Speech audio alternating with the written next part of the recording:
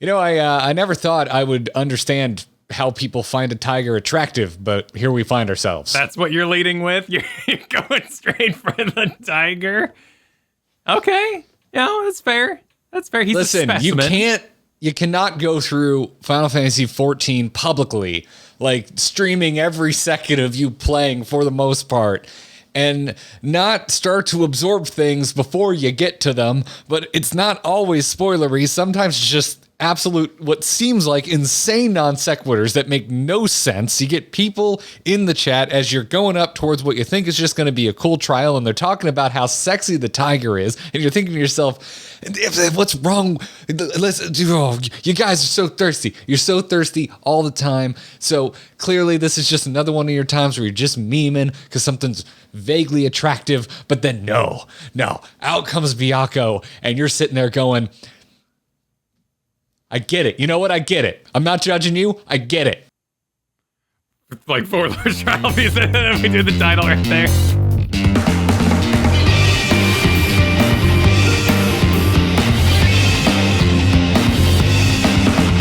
Yep, that's right. It's time to talk about 4 Lords. You know it. I know it. That's what we're going to talk about. Are you actually ready to continue? Yeah, I'm ready. I'm just letting you roll, man. Just letting me go. All right, wonderful. But first, we know you're subbed to this channel because no one would ever watch a video on YouTube without being subbed. That's just crazy. But did you know that we have 2 other channels and a podcast? Well, if you didn't, go check out our Clips channel, which actually will soon have clips of all of our 4 Lords fights. We also have a Stream VOD channel, and you can get the Grinding Gear podcast wherever you get your podcasts. And if that's not enough, we've got even more extra content on our Patreon. So go check that out at supportourbromance.com. Thanks for the support. All right, let's talk about the 4 Lords as a whole. So if you're somehow unaware, or you're watching this and you just went through MSQ and only did the required things, you might be thinking to yourself, what the hell is 4 Lords? Well, it is the equivalent of the Warring Triad for Stormblood. It is a non-required set of 3 trials strung together by a really cool narrative, which is honestly how I would describe Warring Triad as well. Warring Triad was a bit more in the lore. The only lore you would miss by avoiding 4 Lords would be perhaps confusion as to the Scion's funding in the future expansion. That's fair. That, I think, is part of what I think is really cool about this, is the 4 Lord story is so standalone. Like, if an MMO could somehow do like a bottle episode or a monster of the week, these kind of things that I think about when I think of serialized television, that's what this kind of felt like. But I also don't want to undersell this either, because like when you think about television and bottle episodes, you think of low production values, and 4 Lords is anything but. It's pretty.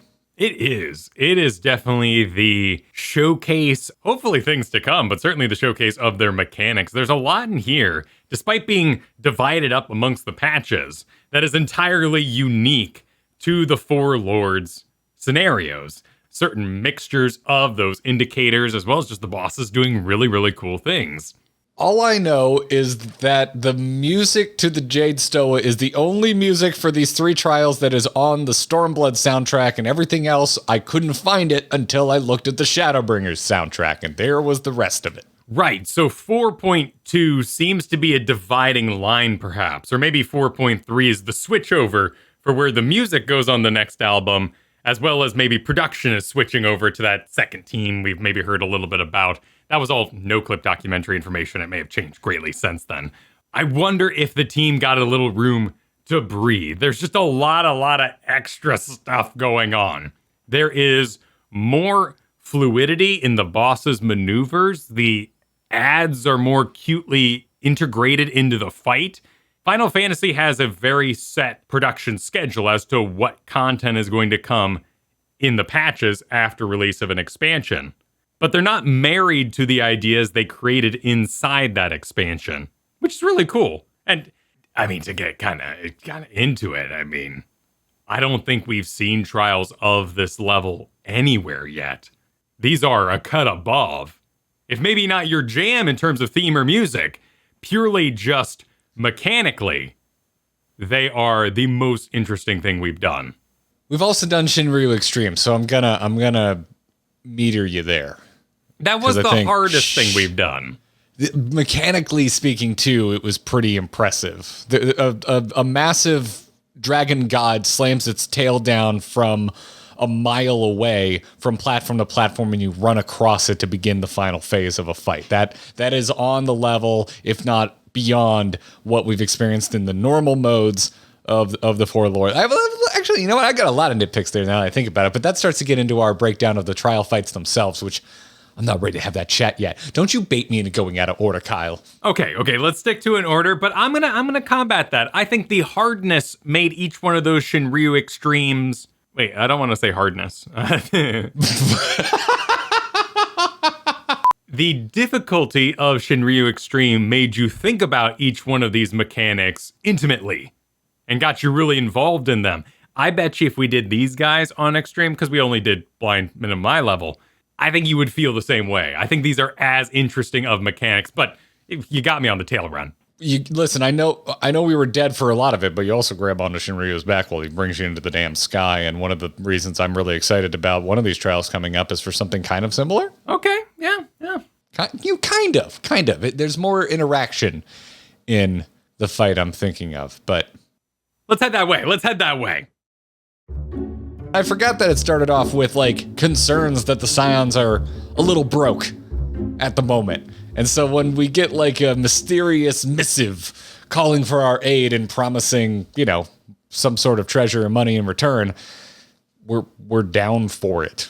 Yeah, a little side venture with Tataru here and Soroban. So a little bit of love in the Ruby Sea. Plus, we finally got to go to the volcano that was right there on the horizon the whole time. It was just looming in the distance, and you're like, what a cool set piece. And then you do the Ruby Sea, and you're bored by the end of it because it's the Ruby Sea, and you get to the end of it, and you're happy that it's over because it's the Ruby Sea, but you think to yourself, wait a minute, what about that cool-ass volcano? What was the point of that?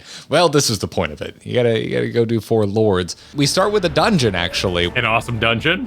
A great dungeon. Great lava effects. It was a great dungeon. It did have good lava effects. It had really cool bosses, and it's a sleeper Four Lord. It's the first Four Lord you fight, but it's part of the dungeon, not part of the 3 trials. And if you were sold on Four Lords like we were, and you were told, it's the Warring Triad of Stormblood, you might be like, well, it's 4 Lords, and Warring Triad only had 3 trials. How are they going to fit 4 Lords into 3 trials? This is how they do it. You start with a dungeon, and it's a good dungeon. You should go do it. Please unlock it so that I can see it in my roulette. Thank you. 3 out of 4 Lords. But if you think about it, it actually services a story purpose because the turtle boss you fight, Genbu, in the dungeon is supposed to be a little weak, which is why he's a dungeon boss for 4 people rather than a trial boss. Oh, that's cute. I hadn't thought about it that way. Yeah, so as it all comes together later on in the story, your brain makes that connection whether you know you did or not. And he's not suffering from Arimatama. No, he's not. Or is he? He doesn't seem pissed off. Maybe we should get into what Arimatama is before we start talking about it. So we meet Genbu, we fight him, and then he turns into an adorable little baby turtle. And we find out that he's the leader of a collective of what they call auspices, which are animals that are like divine or achieved divinity. It seems like through a couple different things, but it seems like part of it is just the fact that like they lived a really long time. They're like demigod animal spirits. They're really cool. And then Genbu explains to us, hey, there's quite a few of us, but some of the more powerful ones, these auspices have like this dual personality thing going on. They have the Arimatama, which is referred to like a primal rage.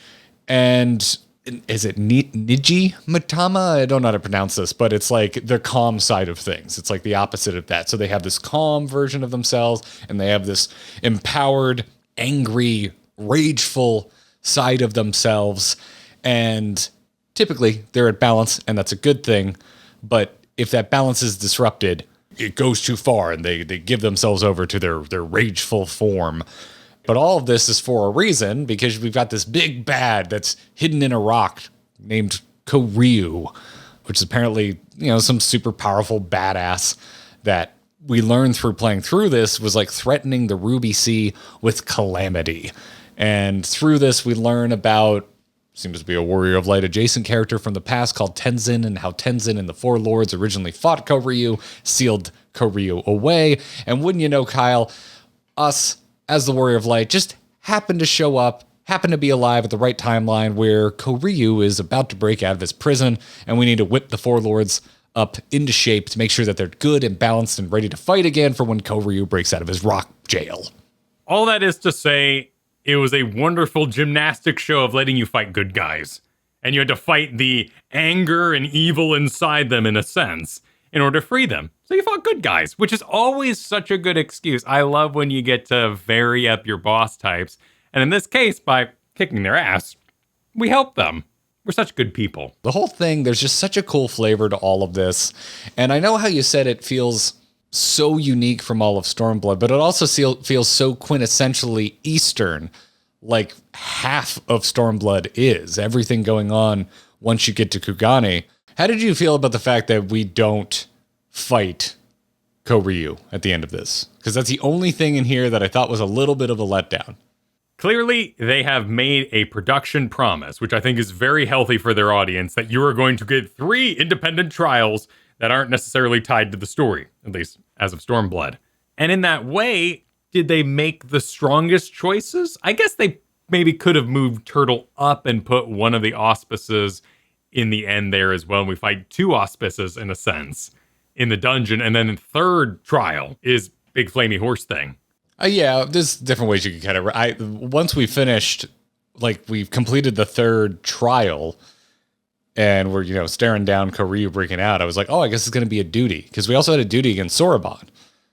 But there wasn't one. And I get it from a narrative sense, it does make sense, because we're shaping them up, and it's not about us, even though we are mirroring Tenzen as this companion to the Four Lords, but it's not inherently about us, which is cool, and it's a nice little change, because Final Fantasy XIV does a really good job of making you, as the Warrior of Light, integral to the narrative and the hero of the story. So it was kind of cool to take a little bit of a backseat and like, no, I'm just here to whip you into shape so you can go and do your thing. But at the same time, it's a video game. I want to fight the big bad. And instead, I just got a very pretty cinematic, but I just got to kind of watch it happen. It didn't bother me because of the way Final Fantasy XIV is written. These were DM characters at this point, and it was time for them to show off. I'm talking about playing it. Let's talk about actually playing it, which means we're going to talk about trials. Isn't there something we do when we talk about trials? Why, yes. A very special something we do, called the Wall of Trials. I'm going to show my hand for this entire thing. Are you ready for this? I'm ready. The Four Lords trials, the 3 trials, you do them in descending order of awesomeness. Yeah. Yeah, absolutely. Now putting them in the wall is going to be the hard part, but oh, absolutely. Byaku that's how you say it, right? Byaku? That's how we're going to say it. Okay, that's how we're going to say it. Introduces the Arimatama in such a bro-ish way. It really builds up that this is going to be some sort of barbaric throwdown. A real wrestling match. I bring up Dragon Ball Z all the time because I love Dragon Ball Z, but it reminds me of like the Cell games or any of these times where you're seeing the main characters go at each other for the sake of training or just seeing who's the best. Obviously, this Cell games, I guess, was for the fate of the world, but it's always for the fate of the world. Yeah, here we're just dealing with the fate of the Ruby Sea, which I guess isn't that high of stakes. I guess we have some friends there now. It's okay. I mean, I really don't care about those pirates. It's the stakes of Totaro's funding and checkbook, and those stakes are high. That I can get behind. I want to help Totaru. Also, it's our fault, Kyle. We didn't tell Alpha no, please don't buy that sword. It's very expensive. I love getting into this. The arena, maybe a little basic to start. Nothing wrong, it's setting the theme. But when Byaku picked you up in his tiger mouth hand, a la live action 101 Dalmatians. Wait, what? And, yeah, when Glenn Close is in the mirror and she's got the little tiger on her hand and she's like making it talk. He picks you up, puts a stack indicator on the far side of the arena, and we all have to group there as you yourself got slammed down. I've never been so stoked to be in mortal danger in an MMO before. I'm so excited about this fight. I forgot to ask you, where'd you put it on the wall, Kyle? What was your ranking for Byakko? For the interactivity that was performed throughout this fight, the only nitpick I have is phase 2 in a grindable kind of sense. But this was the most dynamic trial I've ever seen, and I would put it at the top of Epic. The top of Epic? Strictly based on mechanics alone, this was the most interwoven, interesting layering that we've put on the wall so far. All right, so I also marked this as Epic. Putting it above Castrum, Fluminense, just the Tsukiyomi fight. I love the Tsukiyomi fight a lot. I know there's a lot of story stuff in there. So cool. And it's really pretty, but this is really pretty. And this is also very cool. And also, you mentioned, because I've seen this batted about, that people don't like getting this trial because of the air phase and people not knowing what to do. I don't want to be mean, Kyle. I don't want to be mean, but I'm going to be mean. This is easy as shit. What's the problem? You float around and you dodge the stuff. Dodge the stuff. I don't think you can cast while in that phase. So any mistakes you make along the way are permanent for that time period. So when his cat arm that detached from him is now running around, not as an ad, but as a spell effect, and the bubbles are floating up from below, any of those hits would be permanent. So it might just be that mistakes can pile on. And in Final Fantasy XIV raid design, there's a lot of recovery from mistakes with healer limit breaks and just general having the 2 healer system with the reses. So it is a bit of a divide from how you normally might power through a mechanic. And honestly, it might just be embarrassment, which I can understand. If you died up there, I don't think anyone in our group died. You know, granted, minimum eye level, not the most difficult here. But I wonder if you shamefully float and flip for an extended period of time before slamming into the ground. Like, that would feel a little prolonged. That's fair.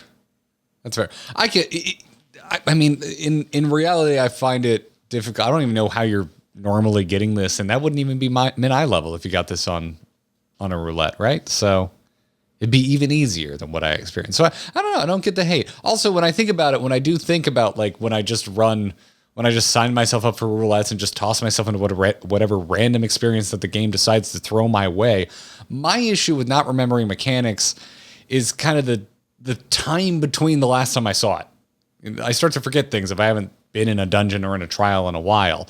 But that's usually because the bosses start to blend together and things are a little on the subtle side. I think if I never saw Byakko again for 8 months, I think it would still be like, oh, this is the one with the air phase. Like, I think it would be very present in my mind because this is just such a set piece. And there wasn't anything terribly tricky about it in terms of being tricked. I think the only thing I really succumbed to was bubbles that flew out of his person in melee range. But, and maybe in extreme, 1 bubble done. And in that case, okay, I can start to see it. As you move through the phases, he's shooting these big giant lasers. He's doing anime teleports around to reposition himself. The sky phase come down. All the trees, the bamboo is all destroyed. And the grooviest little bass line picks up. It's wonderful. You know what I've said in the past? When I look at a wall, when I'm trying to decide where something goes on the wall, I think about vibes, I think about music, and I think of the boss fights of the trial. Obviously, I just think of the boss fight. And this music is good. You know what? The music also was probably, I think, in descending order of awesomeness. I think Byakko's my favorite track from all of this.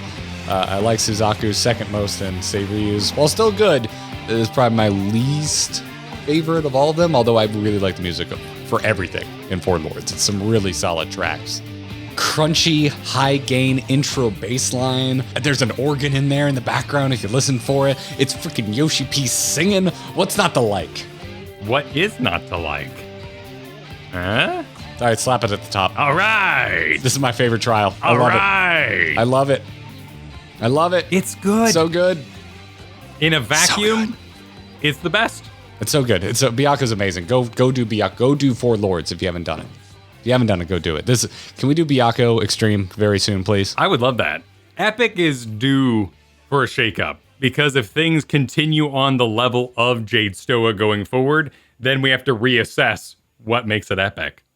So this is almost like, for me, this is almost in a bar of its own, but thankfully we don't have to undertake that job today. Let's talk about Suzaku, which... So say Ryu, I've got a 50-50 split where I think one aspect starts not all that interesting and then gets awesome as the fight goes on. And I have another one of those for Suzaku, where there's one aspect that I think starts kind of lame, but then becomes really awesome. And for Suzaku, it's the boss model, because it starts as a bird in a dress. It's more the shock value of it, right? Because it is battle armor, and it helps bridge from Flamey Bird, not a phoenix, or wasn't a phoenix at that time, and then maybe over time gain the powers of a phoenix. Because they do a attack called Phoenix Down, so I guess it became a phoenix. They are a phoenix. They are a phoenix from the get-go of this fight. But they start as a phoenix, even their normal form is phoenix, and then when the fight starts, it's a little bit different, because Byaku and say Ryu, they begin the fight in their full-on Arimatama form, but Suzaku starts as a slightly varied version of what Suzaku normally looks like, which is a phoenix. And then Suzaku just kind of gets the armor edition. And when we have the phase change, then we get to see the full Arimatama Suzaku, which is arguably the tamest of the 3-4 lords in terms of visuals, but might be my favorite. There's some real subtleties in the design of Suzaku's Arimatama form that I absolutely adore. I think they made all the right choices in terms of story with the boss phase and the model design.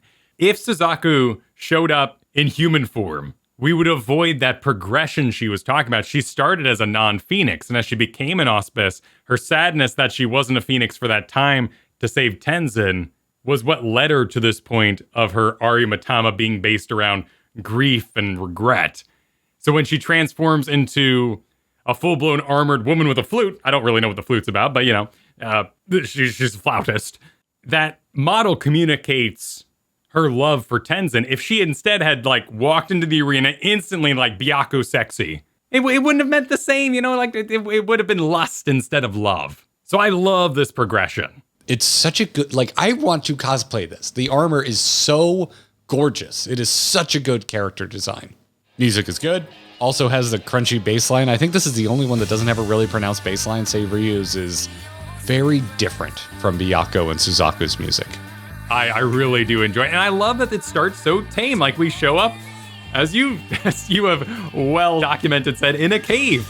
Now the cave's a little decorated, and we get to fighting some phoenixes and whatnot. There's a great little mechanic where she throws out feathers, and based on where you down the ads, it might res the ads. Doesn't really matter at our level, but I absolutely think at extreme, this trial is a nightmare, because the punishment for messing up would be extreme. Here, yeah, we resed our phoenixes. No big deal. Enter phase 2, DDR arrows. Mess it up a few times, learn your way. No big deal, but such a cool idea to have to turn with the arrows, and the balls are the indicators of your turn time period. Yeah, and they get real fast in that last blast, even on normal. It's a cool fight, and even though I got it out for caves, I am also a sucker for some really good stonework. And even when you first enter the room, that circle, it just looks good. It's just a good looking circle. Some good graphics on that circle. When you transfer from this misty, maybe we're going outside, to a full blown inked vista spinning around you. The ink brush animated skybox that is the second half of this fight, it is such a feast for the eyes. It's so nice. I almost want to joke about the fact that the circle kind of looks like a Simon Says board, but I don't care. I think it's supposed to. It's such a good looking fight. But that's the mechanic. It's literally Simon Says. Is it though? I thought it's more like Simon Avoid. Because the Phoenix on the outside flies around and sets the quadrants on fire. True. I don't know if the Phoenix changed speeds, but I've never had a mechanic in this game where I was like, oh yeah, I get it, and then get hit by it every time after that. It was a really cute idea. And I do think that radial Simon business was more dynamic than if we had to do DDR multiple times. And while I really, really like the DDR face the arrows middle phase, this was a stronger mechanic for the final phase to test your mettle. As a design too, you couldn't really do DDR while simultaneously fighting, and it would be a big break from the action of actually attacking. Really good. Fun mechanics. The Phoenix flying into the symbols took us both out multiple times. It's a good fight. Oh, and you got Joe-catted into the abyss in that middle hole, which was also wonderful. I got hazed. Oh, shoot, she pulled me in, but I was dead before I even got there, so I did something wrong.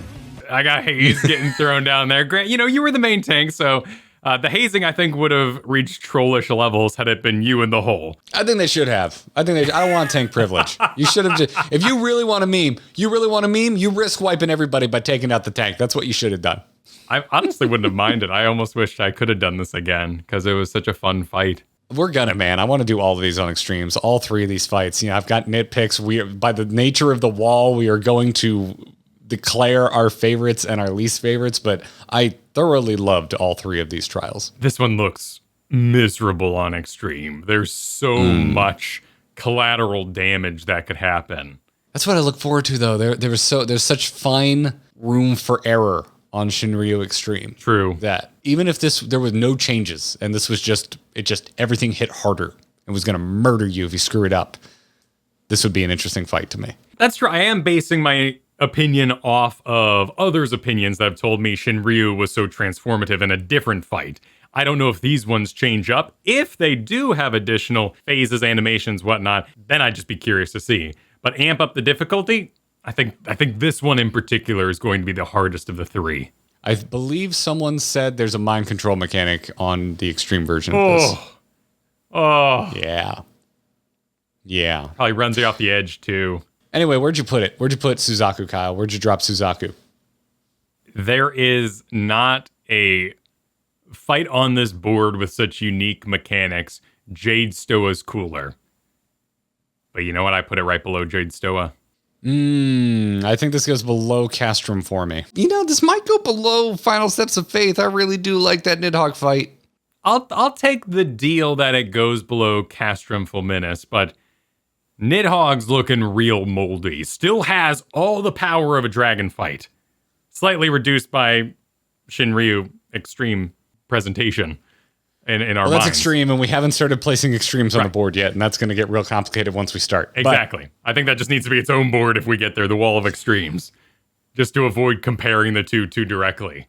Nidhogg's definitely cooler as a boss. This boss is not cool. I think this goes above Singularity Reactor for me, but under Nidhogg. Okay, using our patented 3-tier ranking system, Nidhogg is a cooler boss. I really like the Nidhogg music as well. But I do think that Hell's Kier is a better fight. And in that case, Nidhogg simply has more points in our 3 system. I think Nidhogg might be simpler, but it's more bombastic in a way where I think Nidhogg to me feels like a raid fight, whereas Suzaku feels like an amped up dungeon boss. Yeah, that's an interesting thought. I totally feel that. This is much more intimate. Yeah, and it's a slightly larger arena in Final Steps of Faith, which gives it that kind of raid vibe, even though it is itself a trial. Cool. So below Steps of Faith and above Singularity Reactor. I can live with that. I can live with that. Royal Menagerie and Pull of Tribute are starting to feel more and more like bangers the more I think about this. I'm feeling that too. I gotta keep Singularity Reactor and Epic though. I just love. I love Singularity Reactor. That's a good fight. That's a good. That's another one that's at the tip top of I really want to do this on extreme. Bring it home. Cool. Time to talk about Sei Ryu. The Hydra Centaur Snake Man. Yeah, I don't love this model at the risk of making myself sound like a snake hater. But I don't love this model, but it is super unique. It's cool. This is just a personal aesthetic thing. Not my favorite. I was able to break down what Suzaku's through line was with her model matching her story. And then why he had extra heads. It's not like he was battling with himself. He was kind of into the Arimatama. He was going to use that anger. He was like dark side of the Forsen. Becoming this weird beast, which has a great diagram for where he would wear pants possibly. I don't know what he was representing or embodying in his Arimatama form. I also don't know if regionally there's a lot of snakes in waters. Like I know in the Amazon there's a lot of snakes that swim, but I didn't understand the connection between water and snakes. Other than we're in the Ruby Sea, so maybe that's all the connection there needs to be. The scariest thing in Florida to me is a water moccasin. Oh, right. I don't think about snakes much in the Pacific Northwest. Must be nice. I don't pay them much mind. Might be a weirdo. I love swamps. I really feel at home visiting a swamp. But there's nothing scarier than when those friggin' snakes come at you, man. It's happened more than once in my life, and it's terrifying. I mean, I grew up in New Mexico, so rattlesnakes, 100% a thing. Hey, Kyle, we have those here, too. But you Floridians also say, just put on shoes and shuffle when you go to the beach. Like, y'all are weird. Stingrays are horrifying. It's Diet Australia, man. Well, in case you're wondering how my day's going, I don't know if you can see that right there, but that is a damn snake in my house. There's our very unhappy friend. Just let him go. Yeah, see you, bud. Ciao. Please don't come back. Back to say Ryu. All right. Kyle, I said there was a 50-50 split on this. I think this fight starts with something that's pretty lame and ends with that same thing becoming totally awesome and probably my favorite part of this fight, which is the fight pit for this one.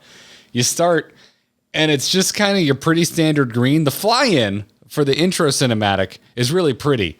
Like the platform you're fighting on is built on top of this really gnarled, awesome looking high fantasy tree branch, but you don't see any of that shit while you're actually fighting on it. Everything's just green and it just blends in together. And you're just kind of fighting on what looks like a boardwalk. Like it's just like, that's a very nice wood floors. This doesn't look very thematic and epic. Again, to me, this is just me talking about what I aesthetically enjoy and don't enjoy about the fight. But oh my God, the back half of this fight. Holy shit. You just get dumped in the water and you got to swim to the thing. And it's just this raging, storming ocean all the way around you. And then they tie it in by sending tsunami waves at you. But it's not just any tsunami wave. It's full of snakeheads. Yeah. It's a good transition. Swimming, not as cool as DDR, not as cool as skydiving. It's just kind of swimming, which I don't know if you can get pushed off the platform and swim more, but I didn't, so hooray for me. Well, you 100% can because the tidal wave pushes you. Okay. So if you weren't, there's directional arrows which give you plenty of warning that you should probably get to the closer end of where the arrows are going to start so you don't get pushed off. So you can totally get pushed off. I didn't either. At least I'm assuming you can. Maybe. That's something that I'm sure gets cut in extreme. Like that wave has quite a bit of build time, and they probably just nix the whole warning on the ground. Oh, that's an interesting thought. So that would get tricky. Interesting thought. Thematically, I didn't understand why Seiryu had the like Oni wheels. It very much matched the dungeon we did and that aesthetic of the temple. And he was definitely embodying that more with his personage, riding atop his snake horse thing. But it was a very fun mechanic, forcing us to group in a hallway and then making individuals get picked out with those tethers that would drop huge explosions. Yeah, I personally wiped the entire party and killed everybody with one of these. Yeah, this one does get a mark for being the only one of these 3 trials where we had a proper wipe. There were plenty of deaths in all of them. But shout out to our healers, the reses got us through. This one we all died because while we were learning that phase 1 mechanic with the tethers, that you can aim that attack. That's solid. I'm with you. I don't think it's the most thematic thing in the world, but it is a good mechanic, right? Because the stack goes out the same time as the 2 tethers. And so your brain goes, there's a stack marker. I need to stack, but hold up. Am I tethered? Because if that's the case, I should not stack because I'll kill the whole group. So you interweave these moments of individuality with teamwork. And I think that's where MMO design is at its best. This co-op feel where you're still special on the battlefield. Now, in that way, it's a good mechanic. There's the way they play with known mechanics is fantastic in all of these. You know, you got the stack mechanic in, just opening up the door, starting the 4 Lords fight with Byakko, but guess what? You're stacking to catch the tank. And in this one, you get the stack, but also 2 of you got to split or you're going to murder us all. So that's cool. Even if I think the first half of this fight thematically isn't all that impressive, still got some solid mechanics in there. And that's one of the reasons I still think even though I think this is probably my least favorite of the three, it's still one of my favorite trials. It's a good fight that I would not mind doing again. And the back half of this is just, oh, it's so awesome. It's so freaking awesome. I think this is the best song of the Four Lords songs. I think this thing is get down worthy. It's fast, it's quick, it's thematic. I'm a really big fan. I think it sounds a bit like Mario Kart music. It reminds me of Wave Racer, if you ever played that on N64. Wow, that makes me like it even more then, because you're not wrong. And this is such a cool stormy ocean thing, which is, again, another thing I absolutely love. I talk about how much I love the swamp. I love lightning storms. I live in the lightning capital of the United States of America. I love thunder. I love lightning. I love the ocean. I love salt water. This has all of it. Plus snakes, which I do actually like snakes. I think snakes are cool.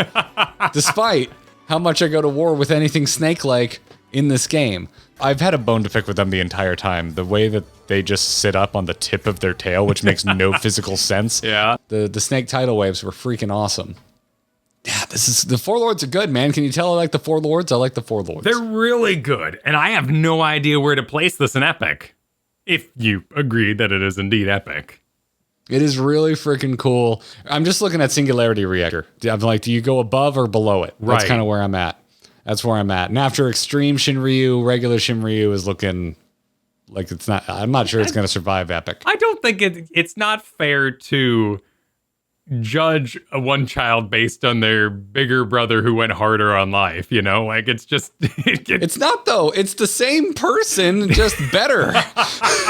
That's a terrible... It's literally the same boss, just a better, more challenging, interesting version of that boss. And also, I'm sorry. I'm so sorry, Susano. I'm so sorry. But this is a good time to bring it up because we're talking about something that takes place in the Ruby Sea. I think the big moment of Susano of deflecting the sword, I think that's carrying a lot of the weight. Ooh. I think the rest of it, mechanically, Susano is not that interesting of a boss fight. The character of Susano and the big moment are that's the only reason the pull of tribute is still in the epic. Fight me. Listen, man. Seiryu puts the storm in Stormblood. That's a tagline, man. That's an advertisement. I like that. Certainly above Pull of Tribute. I think we take Pull of Tribute and put it in Banger right now.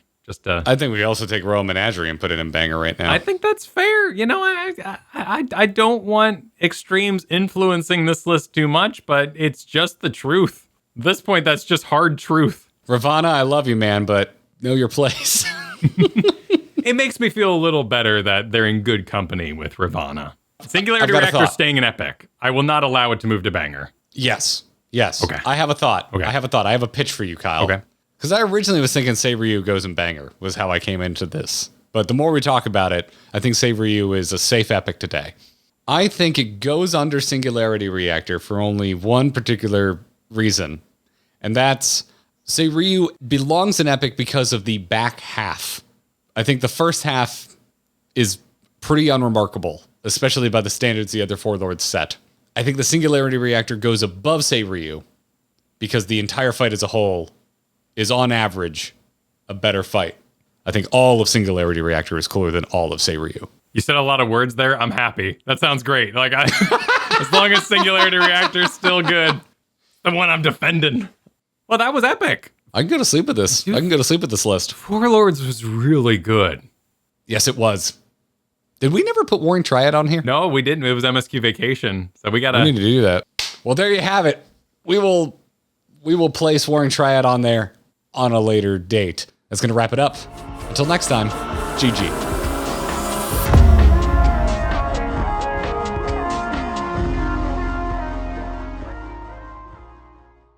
Good to go. Oh, speaking of which, before I start yelling about frustration, let me close my window. Whole neighborhood hearing me yell about sexually frustrating tigers.